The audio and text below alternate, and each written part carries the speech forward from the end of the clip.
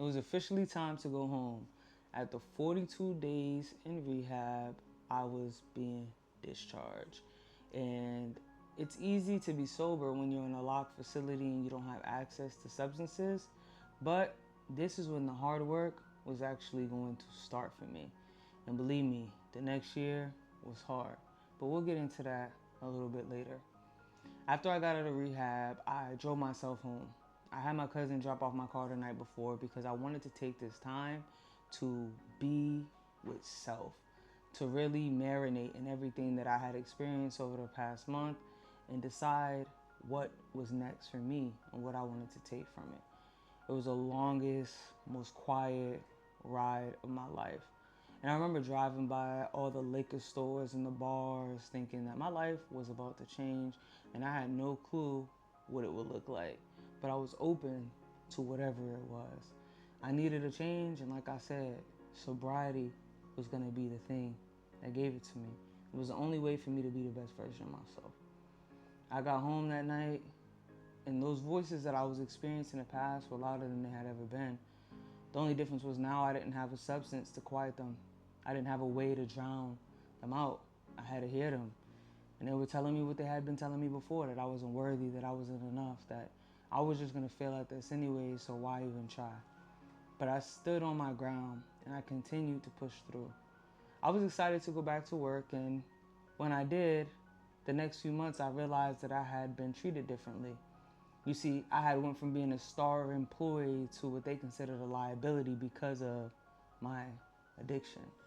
When I decided to go to rehab, they were on board. But when I got back, they treated me the same way they treated our inmates, like an animal. I had started building a case because I had a feeling that they were going to let me go. And the moment I emailed asking for a meeting with HR so I can discuss targeting, I got fired. Suddenly, everything started falling apart. The reason I got sober in the first place is because I wanted to be the best version of myself for this job. Now my why was being taken away from me.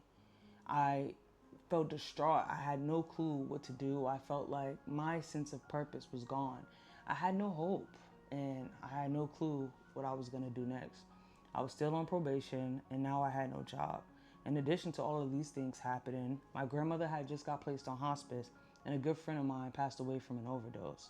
It felt like my life was crumbling. You see, I got sober when everything was still going good. Now that I'm about 6 months in, everything was falling apart. My rock bottom didn't happen before sobriety. It happened during. During this time, I started looking for hope in anything. I started attending church. I even got baptized and was consistently going every Sunday until some of the staff members decided they wanted to pray the gay out of me. I was attending therapy, anger management, you name it, binge watching podcasts, just looking for a glimpse of hope, something to hold on to, a reason to stay clean. I was about 8 months at this point, and I wasn't seeing the light that everybody talked about, the gifts of sobriety, they call it. It felt like I got sober and I lost everything. Eventually, my grandmother passed away, and after her funeral, I decided that I needed a change. I had to change my environment. In rehab, they talked a lot about how you cannot get healthy in the place where you were the most sick. So I decided that I was going to move to Houston. I had an uncle there and a couple relatives, so I thought it would be an easy transition. But you know how it goes when you live with family. It usually doesn't last long, and it ends in some resentment. I ended up in a state that I was unfamiliar with, homeless, and figuring it out. I was donating plasma 3 times a week just so I can put food in my stomach, gas in my car, and sometimes book a motel. In addition to that, I was applying for jobs like crazy. And I'm not talking about just on Indeed. I went old school because I was desperate. If I was going to start this life over, I needed to give myself some sort of stability.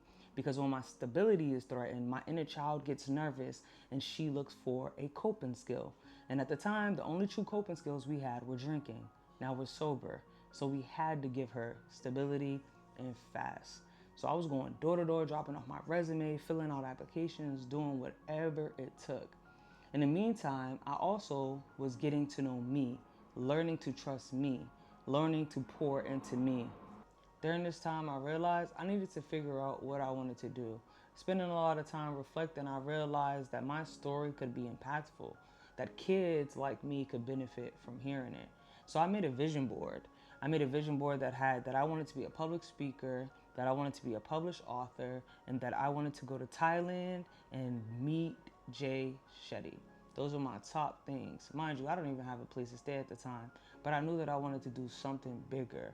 I had always placed my why in other people, but I decided that my why was going to be me and allow other people to benefit from me being the best version of myself. I decided that I was going to start a podcast first in order to get my story out there. So I would drive my car every week to this abandoned car wash and park in between the bays to block out the sound of the street and the cars driving by, and I would film this podcast week by week. Eventually, I got a job at a smoke shop, and when I got my job, I was able to save up enough money to get an apartment, and we moved from the car into my closet. It's called Comfortable in the Chaos.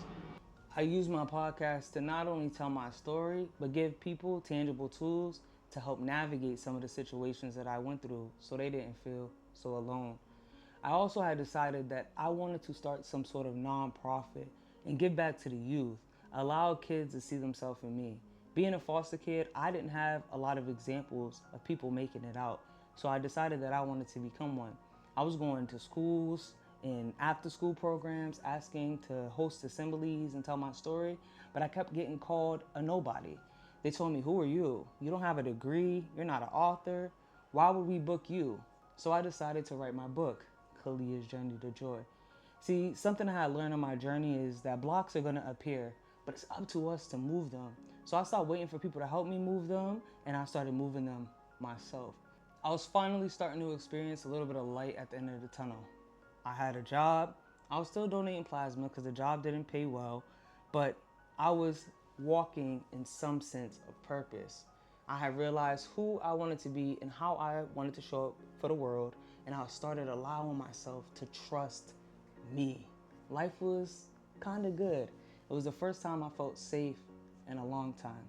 But of course, that didn't last long. Like I said before, I was only getting paid a little bit at the smoke shop, about $8 an hour. And although I was able to weasel my way into my apartment, I didn't have the money to keep it. So one day I came home and there was an eviction notice on my door. I had 30 days. And in the past, this would have been something that crumbled me. It would have been a reason for me to drink. And I think it would have been a valid excuse. But that's not what I did. I went inside, I meditated, and then I looked at that vision board, all the things that I had told myself I would accomplish. And I said, I'm gonna move to Thailand. And at first, I was thinking maybe that sounds a bit crazy, but I also thought, why not? I had spent my entire addiction, my entire stint of alcoholism on autopilot, feeling bad for myself, feeling sorry for me, playing the victim, not living and just surviving. I had nothing to lose.